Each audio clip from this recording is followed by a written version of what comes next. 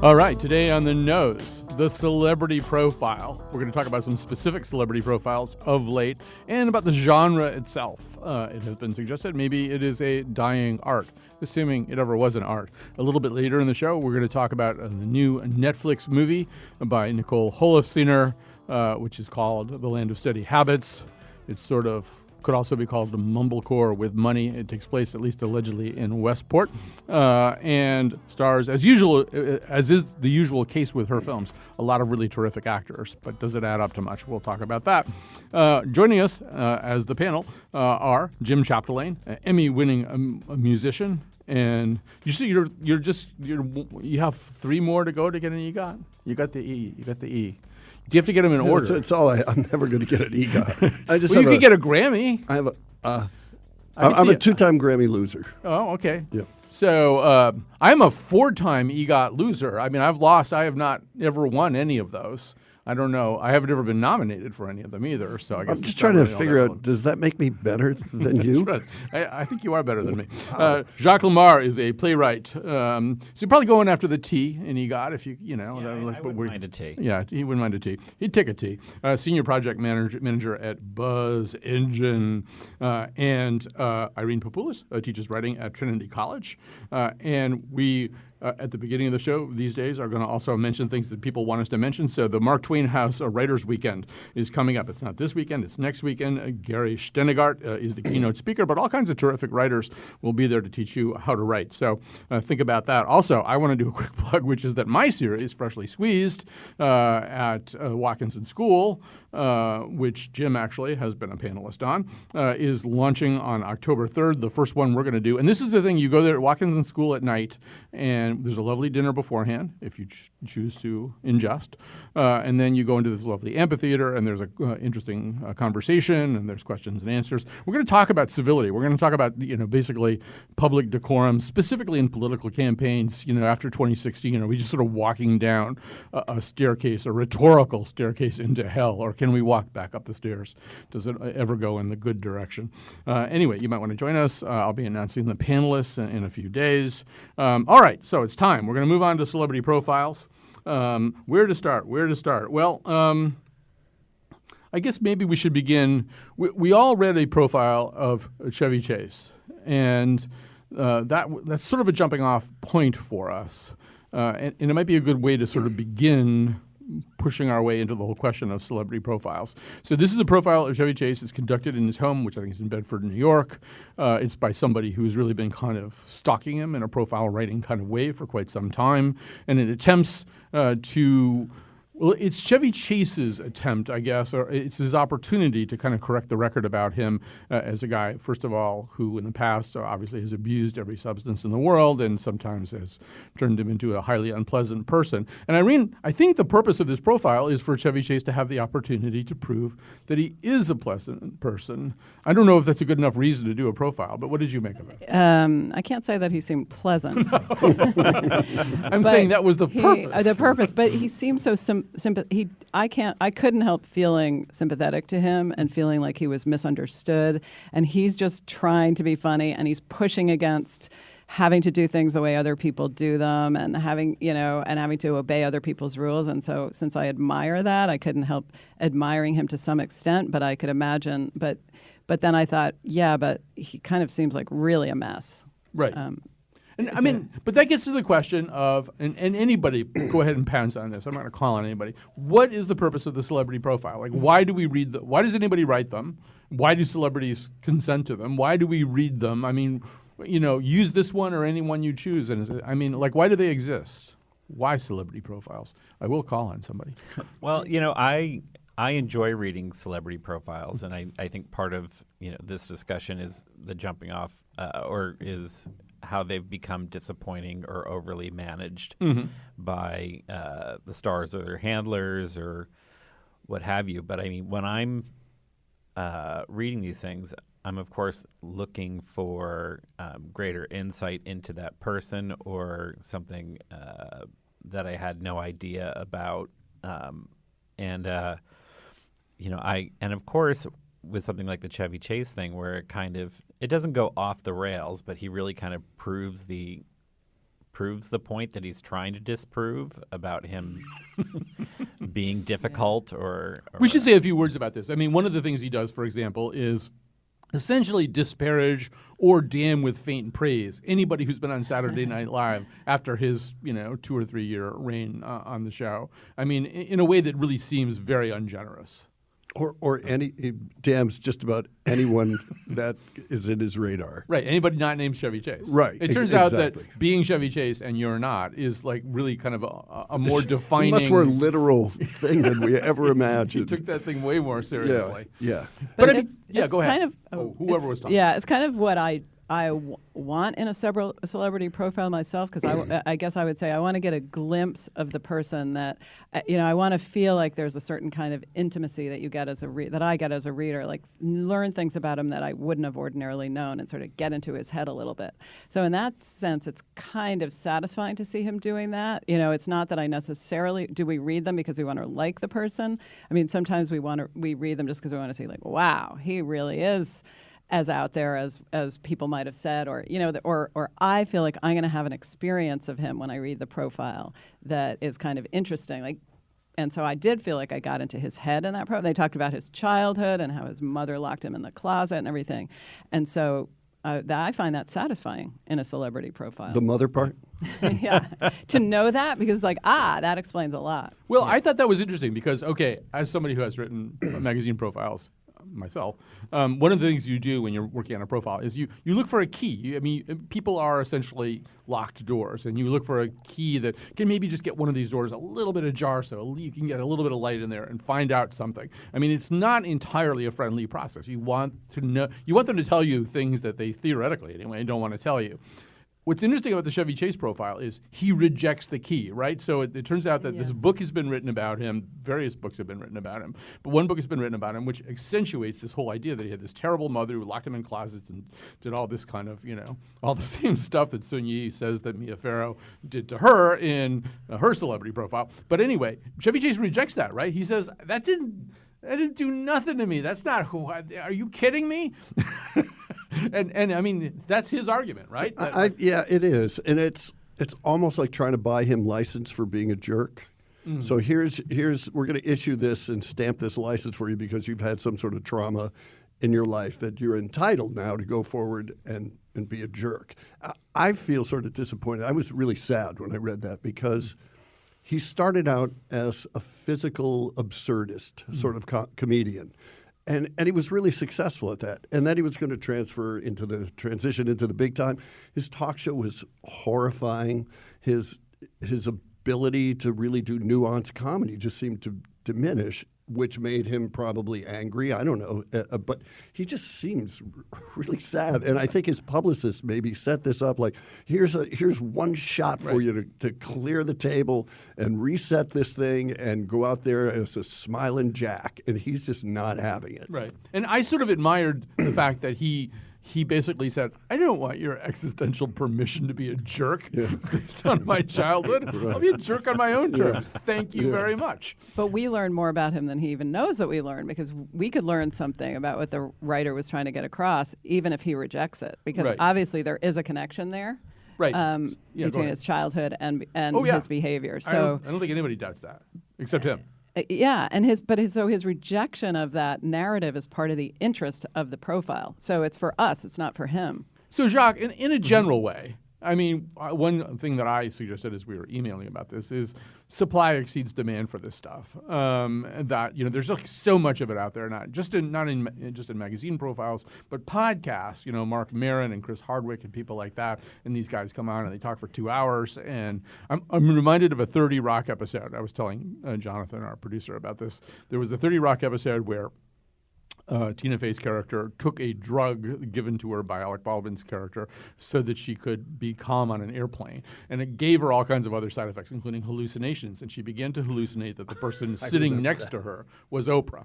And they actually had Oprah play herself in this hallucination. And so Tina Fey kept turning to her and going, one time I was at summer camp and I kissed a girl and then she drowned.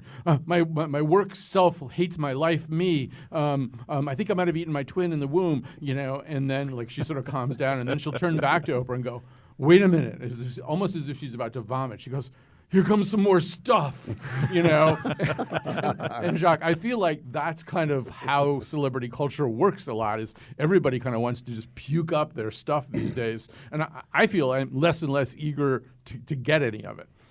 Well, that's interesting because I actually feel like so many of these celebrities, if you look at Vogue with the Beyonce issue, are so afraid now, so they do an entirely curated experience. They stop doing interviews because they're afraid of allowing anyone else to kind of put a spin on their thoughts and their words. And so you get people like Taylor Swift who, won't do interviews. So when something like Quincy Jones interviews came out, and we talked about those when they did, it was part of it was, is this a train wreck or a breath of fresh air? Right. And, I can't remember who he was speaking about but Lil Wayne was it Dateline? They asked him, some questions, and he gave, an answer regarding Black Lives Matter that he, instantly regretted, and then turned it around and made it seem like, oh, well, you guys pulled a fast one on me, and walks. So to me, those are the interesting things where you're seeing someone being raw, not necessarily you're seeing a train wreck, but I mean, I think like the Sunyi Previn interview in New York, which is quite lengthy, is fascinating to me because it lifted the curtain on someone I didn't know well. I'd only really had glimpses of her in that documentary Wild Man Blues many years ago, where you realize that she's a much stronger individual than you would have perceived. And even the little glimpses of Woody Allen in that interview are kind of fascinating to me, and how she treats him. But did it lift the curtain though? Because I mean, we have such another story from the other side. Did you feel like that article really reflected Sunyi as she is? Well, I mean, the thing is, we in a lot of ways didn't really know so much about her. We only really heard the other voice or Woody Allen making denials. The Pharaohs have no problem going public with their thoughts on Woody Allen and Sunyi Previn. So for her to have a forum where she could, tell her side of the story. That she's like a mature, interesting, sophisticated woman with kids and just, yeah. Well, and I had no idea that she really resented her upbringing. Right. That to me was fascinating because one of the kids, I think it was Moses. Yeah, Moses has been the person who has been most inclined to blow up the Mia Farrow version of things. Yeah. And so to me it was, here's this woman who's been in the eye of a hurricane for over 20 years, and you're kind of hearing her voice. And so to me that was, I would rather read that than Beyonce's thoughts on Beyonce. Definitely. I thought that was pretty fascinating. And, of course, Daphne Merkin herself, who wrote that profile, is a pretty interesting person, and maybe the best profile Daphne Merkin ever wrote was the one about herself. I don't know if everybody remembers Depression. it. No, I thought about the one about how she likes being spanked, which caused quite a stir at the time. But, no, she's a really good writer, and I thought it was fascinating. And the world is divided up between people who believe the Mia Farrow version and people who believe the Woody Allen version, and a lot of that probably conditions how you feel about this particular profile too. But at least it was somebody who hadn't talked before. Yeah. Another example of this, Jim, and I'm singling you out for a specific reason, is, although maybe not that reason. But okay, so one of the things we've had recently, there was the Quincy Jones thing where he just kind of talked crap about a lot of people, and but there was also more recent. Took the lid off, I think. But more recently, we've had Paul McCartney effectively telling GQ all the stuff that they didn't say. It was like celebrity profiles are kind of a lot of cards, most of which are face down, and which the celebrity elects or can be talked into maybe turning over one or two of them. Well, like decades later, Paul McCartney is effectively saying, "Here's some of the cards that we were keeping face down." And they are quite the cards. I don't know that it's appropriate for a family show or any show, Google or it. that he should have ever turned over that card. Just but Google it if you at haven't this read point in his life, I guess he doesn't care. But No. I wasn't quite sure what the point is. Did you I guess care? I mean, I sort of didn't even want to know this. I did. I definitely didn't want to know. Wow. But- So what kind of things? Google it. Right. Well, no, yeah, Yeah, he just just let me put it to you this way: if once you read these disclosures about certain activities that the Beatles, in some cases, engaged in collaboratively, as young boys together. you will never listen to the song "Come Together" quite the same way again. And And let's you just didn't leave it want at to know that? Didn't you want to sort of know that, though? I mean, I- But come on. I would rather read that than like the profile of Maya Rudolph. Okay, now we come to this. boy. Oh Yeah. boy. That's you're playing the Maya Rudolph profile card. Yeah. Well, I mean, the thing is Damn. that's a different story where the reporter gets in the way of what could be an interesting. Right. So Profile. this was the cover story in the New York Times Sunday magazine this past weekend. I'm a big Maya Rudolph fan too. So I mean, there aren't that many people I want to read a profile of. I mean, the New Yorker's very good at times of writing a profile of somebody that I barely ever heard of and I didn't know I wanted to know about, and that's really fascinating. But in terms of like really famous people, and it's a pretty short list probably. I think maybe you guys have your own too. I'd love to hear. But Maya Rudolph is somebody I would like to read a profile of. But having read that profile, I don't feel like I've read a profile of Maya Rudolph. Because you felt like the author inserted herself too much? Is that why? I think the author almost exclusively. To the exclusion of Maya Rudolph. Yes, Yeah, exactly. I mean, Maya Rudolph was just like a prop, right? The writer clearly had more things that she wanted to get off her chest than she had interest in Maya Rudolph's stuff. Well, or she wanted to. She idolized her. I mean, Right. and so she wanted to explain why she idolized Because her. of their many similarities. Yeah. But she also I mean, really wanted to use every word that she was aware of that existed in the most flowery way possible. I mean, the open alone the opening was really. the worst part. I kept reading. It was like every year they have that contest for like bad literature, right? Mm-hmm. And this felt like an Yeah. entry at some level. Like, are you They kidding? compared her to God. Right. Yeah. I mean, Jacques, in some ways, it's something that's one of the reasons we read profiles, I think. I mean, we might just read them because, it's a profile of Cher. You really like Cher. You want to read about what this is sort of a discarded topic. We talk a lot about Cher. What you meant to say is you're saving it for a full episode. Exactly.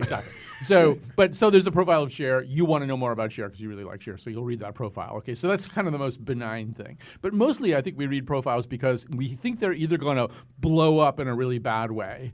Like the Chevy Chase article is, I think, a pretty good example. Or because the profile writer is going to just take it to some kind of really interesting place that we haven't seen before, which is what a lot of profile writers are trying to do today, right? That you just somehow or other have to get people's attention because there is just so much clutter out there. The risk of that is, there's just a fine line between excellence and disaster. Anyway. Yeah, well, I mean, there are certain people, and I'm going to play my share card face up, where I've never seen her give a boring interview. Mm-hmm. It's like as many share profiles as there have been done over the 50 years of her career. She gives good interview, and so what is it that she does? Would you say? She's unafraid. Yes, I would agree with that. She's fearless to be completely transparent about things, and that in such a guarded celebrity culture is so welcome. And I find her opinions on things to be. She's kind of also really fascinating. smart. She's She very does get smart. credit for that. And so there are certain magazines, I think like Rolling Stone or whatever, that get into really insightful, interesting profiles, and then there are ones that promise something that they're just either the writer's not capable of delivering or what have you. But I mean, to me, it's always someone that I want to know more about. And if I feel like I've walked away being pandered to as a reader, it's disappointing. But is there room for a genre where it's about me talking to Maya Rudolph, let's say, and that's an S? I mean, I think guess so. it has to, but it has to be an interesting person who's. Right. I think there's all kinds of ways to mess around with this genre. And speaking of Rolling Stone, there are, as I pointed out before the show, actually 2 movies that are about Rolling Stone profiles. One of them is Almost Famous, which is about a fictional, non-existent profile, but it's about a young writer trying to write a profile of a rock band. And the other one is The End of the Tour, this fabulous movie. It's about a real-life attempt by a profile writer from Rolling Stone named David Lipsky to do a profile of David Foster Wallace, which is also interesting because David Foster Wallace wrote some profiles himself, besides being a novelist, and probably is responsible for a lot of the experimentation that goes on now, people trying to write profiles in which they sort of break the model of profile writing. But I think done well, and you teach writing and stuff. I mean, it can be really exciting if you do it the right way. You just, as I'm sure you tell, what do you tell your students? Yeah, I actually do tell them that because my students actually are writing a profile right now in one of my really? classes. You didn't tell us this. Yeah, no, but it's really interesting and we're talking a lot about the balance between yourself and the subject. I mean, their subject aren't celebrities so maybe there's a little bit more room for themselves as the writer being interesting, but I think it's so easy though to so many people are afraid of sounding too egotistical. I don't want to sound like the woman that wrote the profile of Maya Rudolph, so therefore I'm going to hold back too much. So I kind of want the writer I don't want to object to that profile because it's not solely about Maya Rudolph. I'd rather. But I would object to how it's not about. I mean, the first opening, comparing her to God and sort of idolizing her, that does make it much less interesting because it's sort of like, wow, I'm actually in her presence. This is so amazing. I'm talking to her. When she said when she was a child, she imagined herself as Maya Rudolph, and so then there's this passage where she's kind of imagining herself. Oh yeah, that was when I was on Saturday Night Live as the writer, which is kind of interesting in theory, but it the way it comes across is I think very ineffective because you just sort of say, yeah, but you're not Maya Rudolph, was kind of how I responded as a reader. I'm just realizing that I've actually read a Jim Chapdelaine profile. You were profiled on the cover of some local magazine or something and I believe it had some allusion to the band Yes, and I have no idea where any of that came from. So that sort of made me realize, like, when they don't have something, they'll make something up. Right. Or they're pulling from the internet somewhere.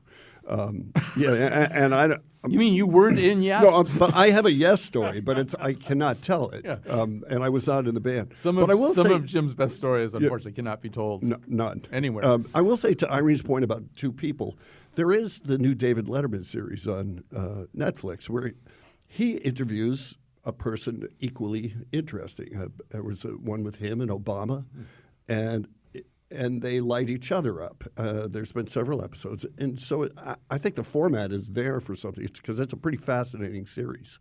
Right. I watched the Obama one and I hated it, and I haven't ever watched it since then. Yeah, but start watching. Why start did you hate watching. it? Yeah. I hated it because, and once again, this is like, I interview people, so I thought he had no game plan whatsoever. And I think that's the point, though. Yeah, I guess I can't really admire that, though. So it's just like a conversation. It's like So that's the point. It's like somebody who's having like a conversation. But it's like somebody who's not Brian Wilson starting to play a song that isn't in any particular key. Doesn't have a time signature. Right. It's you could be like Ornette Coleman, or you can be Brian Wilson and get away with that. But for the most part, it doesn't work. And I didn't think it worked with. But what do you do if you're writing a profile? I have first of all, if I'm interviewing somebody on the radio, which is more analogous to Letterman, I have a game plan. I have stuff I want to get to. I'm also trying to listen and be open to what the person says to see if there's an interesting place to go. If I'm writing a profile, what I have typically done in the past, I haven't done this in a long time, but I'm a big believer is in the whole idea that you have to stay around long enough so that the person kind of forgets who you are. You have to like multiple visits and stuff like that so they get a comfort level with you. I will say that I did write a profile of a rock band. Maybe I won't say their name right now, although it wasn't a. Was it Yes? No, it wasn't Yes. Answer is no. No. Yeah. But at the end of it, I'll tell 2 quick stories about this. One of them was the last time I was with them. We were in the green room before they were going to go on stage up somewhere in like Northampton or someplace like that. And they said to me, Conn, we've been having some conversations, and we really want to tell you that we really like you and we like having you around and hanging around. I mean, by this time I'd helped them like load in their equipment for gigs. Bands and stuff. love that. Yeah, They and love so that. we really like you and we want to be friends with you after this whole process is over. And I was thinking, yeah, well, we'll see. And then the profile ran. It was a magazine cover story. And I didn't hear from them, and I didn't hear from them, and I didn't hear from them. And then they sent an email, and they said, we're going to play a gig in such and such a place. We'd like you to come, and we'd like to see you again and stuff. And so I went to the gig, and it was at a pretty big auditorium. And out in the parking lot, I ran into the lead guitarist, and he was bringing some stuff in. So once again, I helped him bring some stuff in. And he and I were walking side by side. He wasn't looking at me, and he didn't break stride. And he said, that was the most accurate thing anyone's ever written about us. And as such, the hardest to read. And to me, that sort of defines profile writing. Right. That's Yeah, the yeah. best compliment. Right. I mean, if they feel like you haven't lied or made up a yes story, but it wasn't like the greatest experience. Right. Because And you're probably not hanging out with them Right. right now. They didn't want to be your friend anymore. But that's Well, not your job. right, It's yeah. not your job to hang out with I'm them. not here to make friends. That's right. Right. In the words of Omarosa, or whoever who first said that on reality. Chevy Chase. Well, there's that too. I'm sure it was somebody on Survivor. Anyway, we have to take a quick break. I'm sorry for talking so much. I'm the host. I should shut up. So we're going to come back. We're going to talk about a Nicole Holofcener movie and maybe decide that's not how her name is pronounced. 'Cause now I'm famous. Yeah, I'm so famous. All right. So I have a funny feeling that the panel may be a little bit annoyed at me for thinking that this was a great movie for us to all watch. But Is that because we all started writing profiles about you immediately? no, I'm fine with that. I want to see. I want to see the definitive profile of me. No, this is a movie called The Land of Steady Habits. How could I resist a movie called The Land of Steady Habits, which has been the nickname of our fair state for hundreds of years now. It allegedly takes place in Westport, although I'm told it was actually filmed in Tarrytown, New York. It is directed by Nicole Holofcener. She of many, I sort of feel like she's sort of a female mumblecore director, but she's directed some really interesting movies and always works with terrific actors. This is available. It's a Netflix original. We're going to hear the star here, Ben Mendelsohn, talking. He plays a kind of lost, recently divorced, recently early retired kind of Wall Street finance guy. He's talking to the son of a couple that he and his ex-wife were at least nominally friendly with, Charlie. And Charlie is somebody who's perhaps been using drugs a little bit too aggressively. So here are the two of them. Okay, if you need anything, I've moved, so the number's on the back. What happened to you? Like, quit your fancy job? Oh, well, it's complicated, but yeah, I couldn't go on doing what I was doing to make a living and still feel good about myself. I can totally respect that. And it was complicated, there were a lot of other things tied into it, like my wife and the endless commuting and just a lot of things. I couldn't take it, so, yeah, something had to change. To go to rehab now because my parents are Nazi. They're worried about you. They're embarrassed. There's a difference. You did a stupid thing. Seriously? I'm getting a lecture from you? You were high as balls. I was tricked into that. And yeah, I'm sorry. Guys, I'm joyful. I feel joyful. Hey, I need you to keep that between us. Don't worry, I'm not going to tell anyone. It's not my style. If you think maybe you recognize the voice of Charlie, he plays a similarly drug-consuming role on the wonderful Netflix series Ozark. All right, so we'll just start with like just your we actually didn't email about this movie. For all I know, you guys all loved it. But let's start over here with Irene. I can't say we were giving percentages of how much we liked it, Okay. and I would say like 65%. I liked it. All right. And I Tell me more. Yeah, because I could. There are things that I didn't like it that are maybe more obvious, but I liked a certain kind of emotional truth about divorce and parenting, especially, that I thought was actually kind of interesting. All right. to watch. Would you say that it was?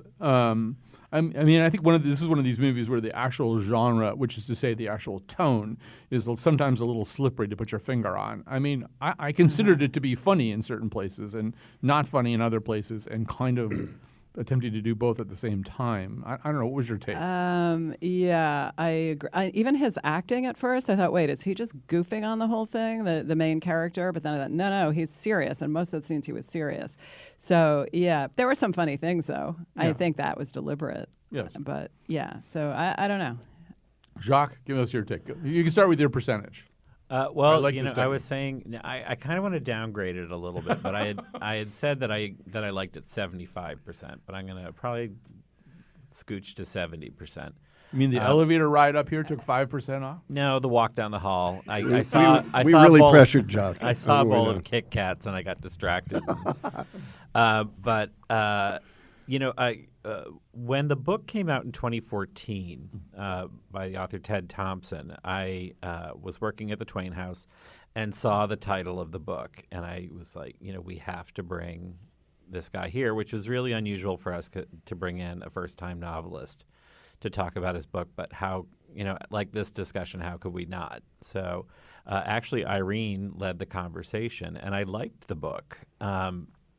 And he was a nice guy. yeah, and a very nice guy, and I think a talented writer. And I would suggest people read the book. I kind of saw and felt what the film was going for, and I wanted it to be a bit more like The Ice Storm or Far From Heaven or American Beauty, even of you know, these people of means who suddenly kind of have either chuck it aside or pull the veneer back. But the first two that you mentioned commit more heavily to an essentially dramatic look. I mean, Ice Storm and Far From Heaven are not funny movies in any way. You could argue that American Beauty, you know, once again, There's is a lot of toddling. humor in In American Beauty, yeah.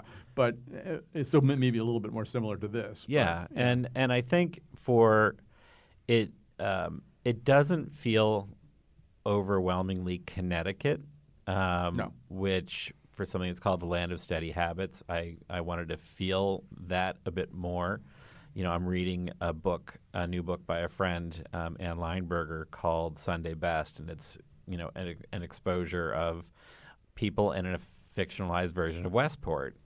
And I think that there's that part of us that wants to see the ugliness behind the perfection, and I think that the main character Anders' decision to chuck the perfect home, the seemingly perfect marriage with a child and an enviable job, and have it go horribly wrong, to me is a story that I wanted to see and hear. So I think it delivered on it on the basics. I think the performances by the women in the film are really, really great.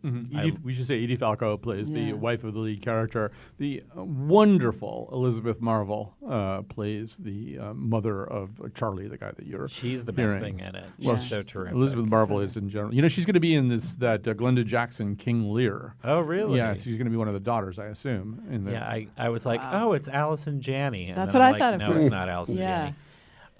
And Connie Britton's great too, and so I think you know there's I was weighing, and I'm sorry, Jim, I know you're probably chomping at the bit to tear this apart. He's constantly revising his percentage. I know. the I more don't you know what talk. to say anymore. You know, but I the other thing was I was sitting there watching it going, if this was, you know, Catherine Keener and George Clooney in the same exact film, would I feel differently about it? Would it feel more elevated to me or something?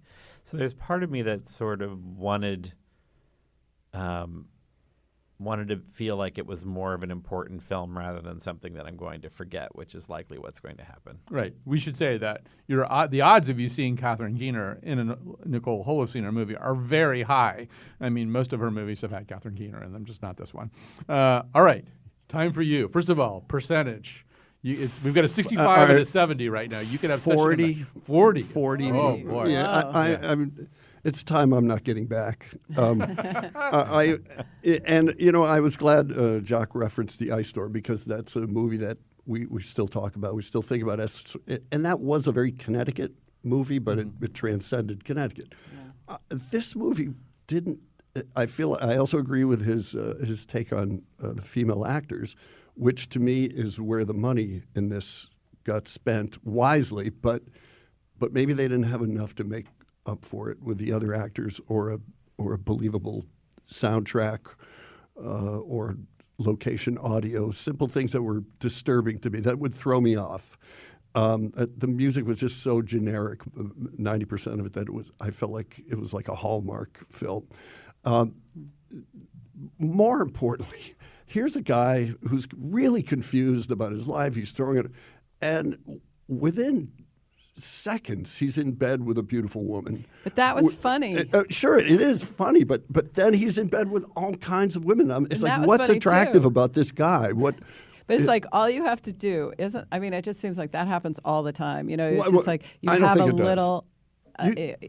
You think that actually happens all the time? Well, well, first of all, another movie that I mentioned a couple of weeks ago because the lead died was Starting Over, which is very much. I mean, those exact words are said by Ben Mendelsohn in one of the early scenes. He says to a woman who sells in a decorative store. He explains that he's in a new house or a new condo because he's starting over, and that immediately, I think there's a jump cut from there to the two of them in bed, and there is this kind of thing where divorced, helpless, hapless-looking guys can sort of be really attractive to a certain kind of woman. Isn't that called Match.com or something like that? I mean, but I think if you look helpless enough, you don't need Match. I think that it illustrates, like he thinks this is going to be part of the benefits of being the single man in this later stage of his life. I think that's an interesting take on it, but maybe they just sort of rushed that one out. They sort of like, all right, let's we should say that these two things. No. I think it was deliberately fast though, because that's the funny thing about it is like people get divorced and they're like,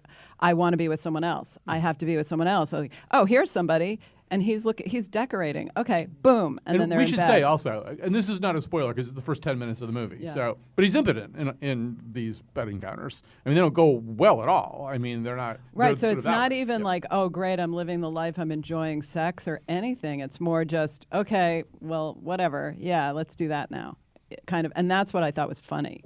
I would sort of also tie this. One of the things that I find myself thinking. So I should say Nicole Holofcener, who directed Enough Said, the Gandolfini, Julia Louis-Dreyfus, which I liked a lot. Yeah, and I think that's a really good movie. And some of her other movies, like Please Give, which also has Catherine Keener in it, and Oliver Platt, are kind of interesting stabs at something. This movie, to me, first of all, it looked like it had more money in it than any Nicole Holofcener movie I've ever seen, but it was worse. And it reminded me of some of the more, speaking of Ben Mendelsohn in bed, more flaccid Woody Allen movies, the Woody Allen movies that aren't good. He gets a lot of really good actors together, and there's a script that's not really all that funny, but it's not like all that interesting at a serious level either, and it just kind of sits there in front of you. And to me, this was a little bit of that. It didn't really know what it wanted to be, I think. Right, and I think I sort of felt like the message that it wanted to get across about our relationship to work and the way people parent their kids and the way people have an agenda, like that. Just even in that clip that we heard, he said, they're embarrassed. They're not concerned with me. They're more embarrassed. The child says, my parents don't want me to be messed up because of how it affects them.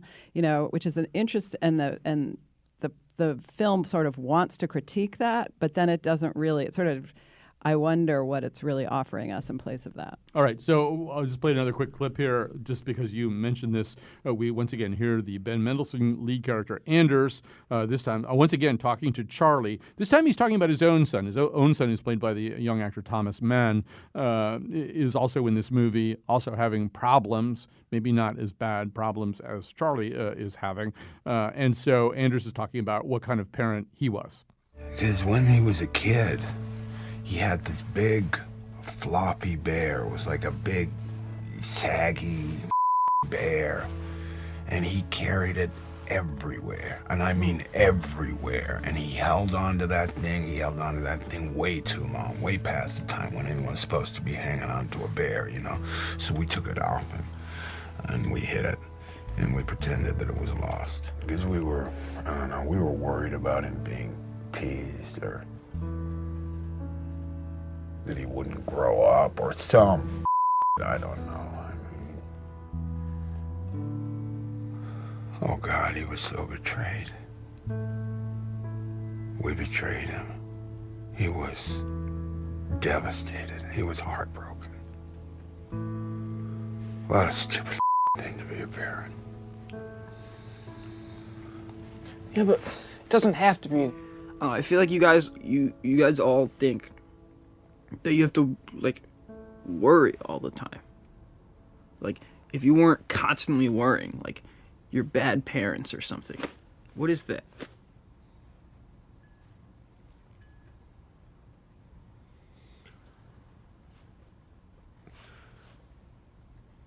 You know what? I'm going to take you home. All right. So first of all, Jim, there's that soundtrack. I was just thinking as it's going, it's like there's a kid, low budget. He's just sitting in a room.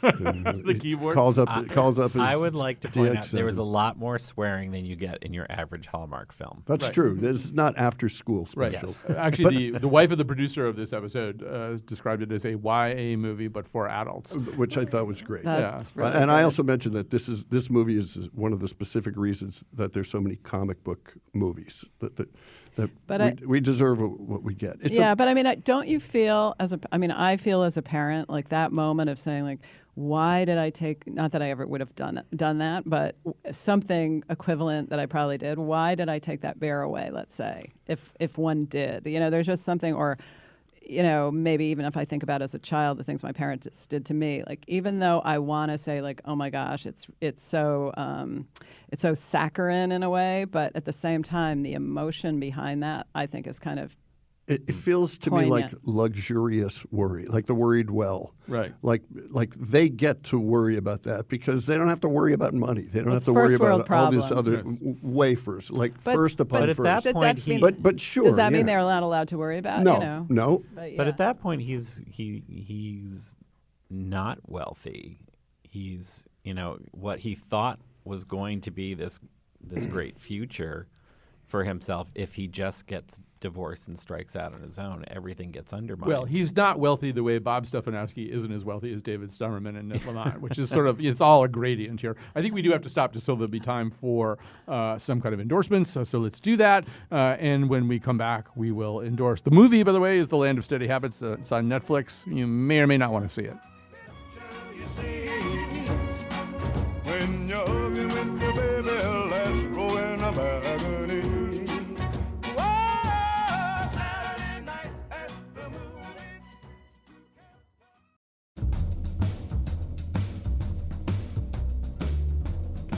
Today's show was produced by Jonathan McPants, with help from me, Kyone Wolf, and Betsy Kaplan.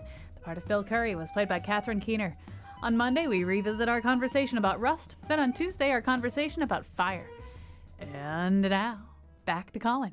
And we are back to the nose. Irene Papoulis, Jacques Lamar, Jim Chopdelaine, all here to make some endorsements. So am I. We're on a somewhat tight clock here, but let's hear what you've got to endorse. Jacques, you want to go first? Sure. First, I want to endorse the play that's currently running at the Hole in the Wall Theater in New Britain. It is a brand new comedy by a Connecticut playwright, which I always support, Scott Kegler's play Final Arrangements, and it is truly hilarious. So if you get a chance to see it, I think it's running 2 more weekends, but it's very, very funny. And then the other thing that I would endorse came out just today. It's a 35-minute listen, but it's Prince's Piano and a Microphone, 1983. It's one of the first releases from his vault, and it was a single take tape cassette of him at the piano. And so you're hearing him, his little studio talking, but you're hearing sketches of things that would later become Purple Rain. You're hearing some stuff that would come out years later, and also covers of like Joni Mitchell's Case of You. And it's really a kind of a revealing look at him right before Purple Rain came out. So you're getting him in this kind of raw state, but also where you can kind of see his genius with the piano. Good endorsement. By the way, his actual finished cover of A Case of You is an amazing cover version too. Irene, what have you got for us? I want to say a word for oversharing by women, because I think that it's much easier to criticize women for oversharing than not That's to. not like that's like the idea, not a fragrance or something like that. No, that would be good. No, but there's this. So speaking of celebrity profiles, there's this author named Taffy Brodesser-Akner who's written 2 pieces in the New York Times recently, one about Gwyneth Paltrow and one about Ethan Hawke. She also wrote about Antonio Banderas, and she does bring her own story in, but in a way that I think is much more artful than the woman about the other one, the one we were talking about. And I think I learned a lot about her by reading her talking about other people, and I might have mixed feelings, but I think she's an interesting writer. And also, there's a podcast called Mueller she wrote, which is about Mueller, but it's these women. One of them works in the White House, but she doesn't tell us her name. And they just sit around, these 3 women sitting around. And at first I was like, oh, they're telling us a little too much about themselves. But then I realized they really have a lot of information. This is about Robert Mueller? It's about Robert Mueller. Okay. Mueller, she wrote. Okay. Yeah. And it's actually, it's a very, I think, and yeah, there's a lot. It's an interesting podcast. Yeah. I'll second the Gwyneth Paltrow profile. I'm still mad that we didn't talk about it on the notes. It would have been a great conversation. Jim Chapdelaine. I'm realizing as I look at my endorsements why I might not have been as receptive to the movie as you guys were. So I'm endorsing Fear by Bob Woodward, which you guys put a nice thing together with, I think, the day after it came out. Yeah. And thank you for not revealing the end. Right. It's terrifying. We all die. Yeah, I think so, right? Yeah. So, and then there's a piece in the failing New York Times that's a schematic of the entire Russian influence thing, and it sort of puts it right out there for you to see it, and so it's helpful. You can see the world that I live in. So I've been so stressed by all this that somebody recommended this little app called Headspace, and it's like a 5-minute meditation every morning, and this British guy named Andy welcomes you to the day, and he's really pleasant, and we do some breathing, and it's nice. And then I'll recommend after that whiskey. Yeah. When you were starting out, I thought, oh, no, he's been using PCP again. That's why he didn't like the movie. But all right. So, Wolfie, you can even bring up the music now anyway, because it starts at 56. Okay, perfect. So I'm going to begin by also recommending a play. It's Make Believe at Hartford Stage. It is a very risky play. It's young children playing young children who are in a terrible situation vis-a-vis their horrible parents who make the parents in the land of steady habits look like model parents. So, but the kids are terrific, and then you see their adult counterparts in the second half of the play. It is at times very funny. It is at other times very painful.